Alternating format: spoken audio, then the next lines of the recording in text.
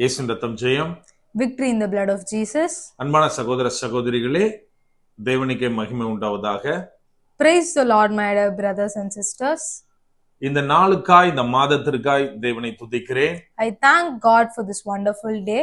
இந்த நாளிலும் இந்த மாதத்தினுடைய வாக்குத்தத்தமாய் ஆவியானவர் உணர்த்தின காரியம், Holy Spirit gave us the promised word for this month as செழிக்க பண்ணுவார்.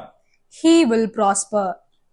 ஆவியானவர் உணர்த்தின வசனம், Holy Spirit mentions the verse as சங்கீதங்களின் புஸ்தகம் அதிகாரம் 92 வசனம் 12.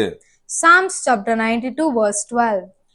நீதிமான் பனையைப் போல செழித்து லீபனோனிலுள்ள கேதுருவை போல வளருவான். The righteous shall flourish like a palm tree. He shall grow like a cedar in Lebanon. என கண்மானவர்களே, ஆவியானவர் தெளிவாய் உணர்த்தின வாக்குத்தத்தம் செழிக்க பண்ணுவார்.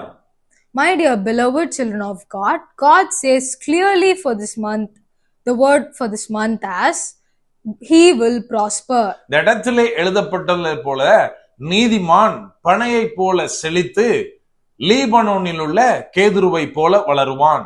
As it is mentioned in the Bible, the righteous shall flourish like a palm tree, and he shall grow like a cedar in Lebanon.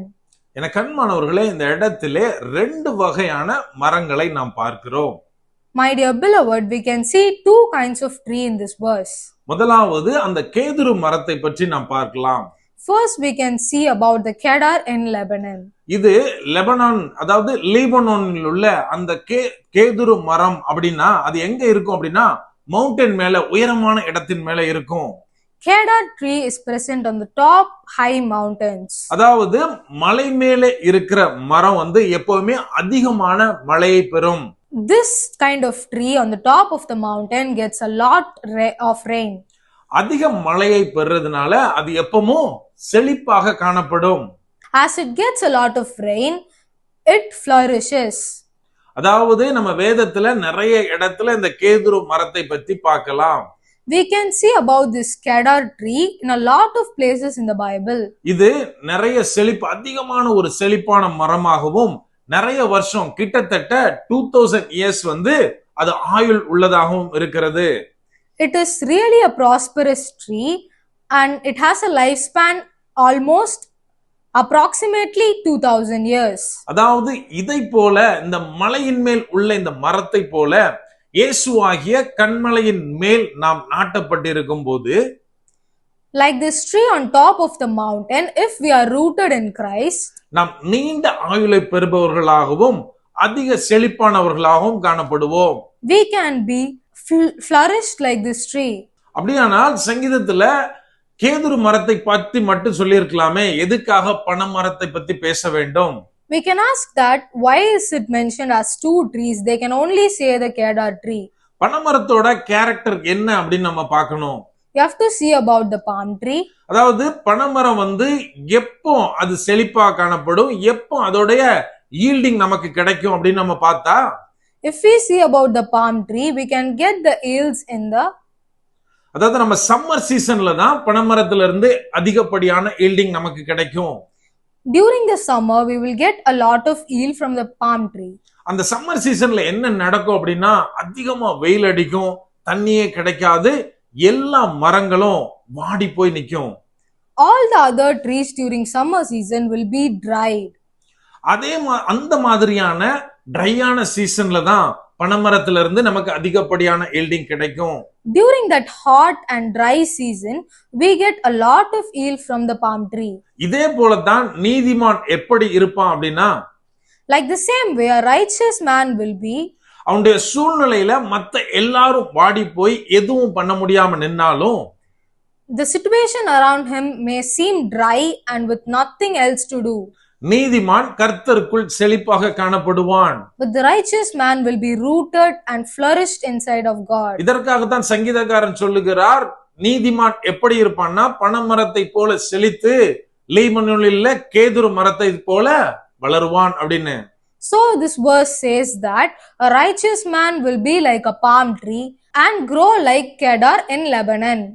ஆனா இந்த இடத்துல ஒரே ஒரு பிரச்சனை இருக்கு.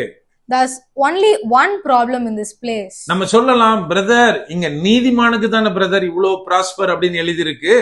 we can say that this is only for a righteous man.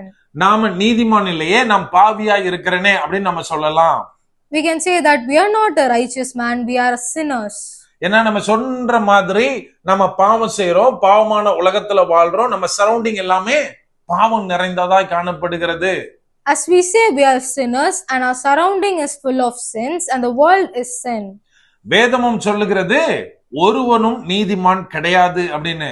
Bible also says that no one in this world are righteous. அப்படியானால் இந்த வாக்குத்தத்தத்தை நான் சுதந்தரிக்க முடியாதா அப்படின்னு நம்ம நினைக்கலாம். We can think that this may not happen to us because we are sinners. எனக்கு அன்பானவர்களே, ரோமர் நிருபம் நமக்கு நீதிமானை குறித்து தெளிவாக பேசுகிறது. But in Romans we can see about the righteous man. அங்க என்ன பார்க்கிறோம் அப்படின்னா, நாம் நீதிமானாய் மாறுகிறது நம்மளோட காரியங்கள் கிடையாது. In Romans it is mentioned as we becoming righteous man is not in our own hands. அதாவது நான் செய்கிற நல்ல செயலால நான் நீதிமானாக மாட்டேன். We are not righteous man because we do good things to others. நான் கிறிஸ்தவனா இருக்கிறதுனால நீதிமான் கிடையாது. If we are Christian, we are not going to be a righteous man. ஏதோ என் குடும்ப பின்னணியால நான் நீதிமானா மாற முடியாது. Due to my family background, I couldn't be a righteous man. மாறாக எதனால நான் நீதிமான் ஆகிறேன் அப்படின்னா, But how are we going to be a righteous man? இயேசு கிறிஸ்துவை விசுவாசிக்கிறதுனாலே நான் நீதிமான் ஆகிறேன். I am becoming a righteous man when I have faith in God. இயேசு கிறிஸ்துவுடைய இரத்தத்தினால நான் நீதிமானாக மாறுகிறேன். We are becoming a righteous man because of Jesus' blood. இயேசு கிறிஸ்து எனக்கு தந்த இரட்சிப்பினால என்னை நீதிமானாக மாற்றி இருக்கிறார். The salvation given by God makes us a righteous man. அப்படியானால் என்னுடைய காரியங்கள், அதாவது என்னுடைய சுயத்தினாலே நான் நீதிமானாக இல்லாமல் கிறிஸ்துவினாலே நான் நீதிமான் என்று அழைக்கப்படுகிறேன். Righteous man is not because of us, it is only through God. அப்படியானால் இயேசு கிறிஸ்துவினாலே நீதிமானாகிய எனக்கு இந்த வாக்குத்தத்தங்கள் சுதந்தரிக்க முடியும். According to God, we are a righteous man, so we could have this prosper. இதுக்கு நாம செய்ய வேண்டிய ஒரே ஒரு காரியம், The only thing we should do here is, எப்படி அந்த கேதுரு மரமானது லெபனானிலே உயர்ந்த மலையின் மேல் இருக்கிறதோ, likewise the cedar tree on top of high mountains in Lebanon, அதே போல கிறிஸ்துவில் நாட்டப்பட்டவனாய் நான் இருக்க வேண்டும். in the same way we have to be rooted deeply and strongly in God. எப்போது நான் இயேசு கிறிஸ்துவின் மேல் கட்டப்படுகிறேனோ அப்பொழுது ஆவியானவராலே நிரப்பப்படுவேன். When we are rooted in Christ, Holy Spirit will fulfill us. எப்போது ஆவியானவர் நமக்குள்ளாய் கிரியை செய்கிறாரோ அப்பொழுது நமது வாழ்க்கை கனி தருகிற வாழ்க்கையாய் மாறும். When Holy Spirit is filled in our life, we will be prospered. எனக்கு அன்பானவர்களே, இந்த மாதத்திலே ஆவியானவர் தெளிவாய் உணர்த்தின காரியம், My dear beloved, God says clearly for this promised word for this month as, செழிக்க பண்ணுவார். He will prosper. இந்த வாக்குத்தத்தத்தை பிடித்துக் கொண்டு அவரோடு கூட நடக்கும்போது நாம் நம்முடைய வாழ்க்கையில மாறுதல்களை காண முடியும். If we hold on to this word and walk through His ways, we could see many changes in our lives. அப்படியே கண்களை மூடுவோமா? Let's close our eyes for prayer. அன்பான ஆண்டவரே, இந்த நேரத்திலே அப்பா உம்மை நோக்கி பார்க்கிறோம். ஆவியானவர் நீர் எங்களோட இருக்கிறீர், அதற்காக நன்றி செலுத்துகிறோம். அப்பா, இந்த நாள் வரையிலும் எங்களை நீர் கண்ணின் மணி போல பாதுகாத்து நடத்தி வருகிறீரே, அந்த மேலான கிருபைகளுக்காய் நன்றி தகப்பனே. இந்த நாளிலும் கூட அப்பா, இந்த நாளை காண செய்த உமது கிருபைக்காய் உம்மை துதிக்கிறோம். இந்த நாள்ல எங்களுக்கு தந்த வாக்கு தத்தத்துக்காய் நன்றி தகப்பனே.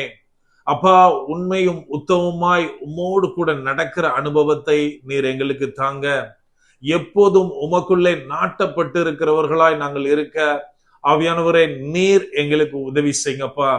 அப்பா, எங்களுடைய வாழ்க்கையில ஒரு மாற்றத்தை நாங்கள் எதிர்பார்த்து காத்திருக்கிறோம் தகப்பனே. உலகப்புறமாவும் சரி, ஆவிக்குரிய ரீதியிலும் சரி தகப்பனே. சகோதர சகோதரிகளாய் நாங்கள் ஒரு மாற்றத்தை எதிர்பார்த்து உமது பாதத்திலே நிற்கிறோம் தகப்பனே. ஆவியானவரே, காரியங்களை நீர் மாற்றுகிறீர், நன்றி செலுத்துகிறோம் அப்பா. அப்பா, சிலருடைய வாழ்க்கையில தடுமாற்றங்கள் இருக்கிறதை நீர் அறிந்திருக்கிறீர் அப்பா. அப்பா, தெளிவான சத்தியத்திலே அவர்கள் நாட்டப்படுகிறவர்களாய் கிறிஸ்துவின் அன்பினாலே மாத்திரம் தகப்பனே அவர்களை மீட்டெடுக்க ஆவியானவரே நீர் கிரியை செய்யுங்க. ஒவ்வொருவருடைய வீட்டிற்குள்ளும் ஆவியானவர் நீங்க கிரியை செய்யுங்க.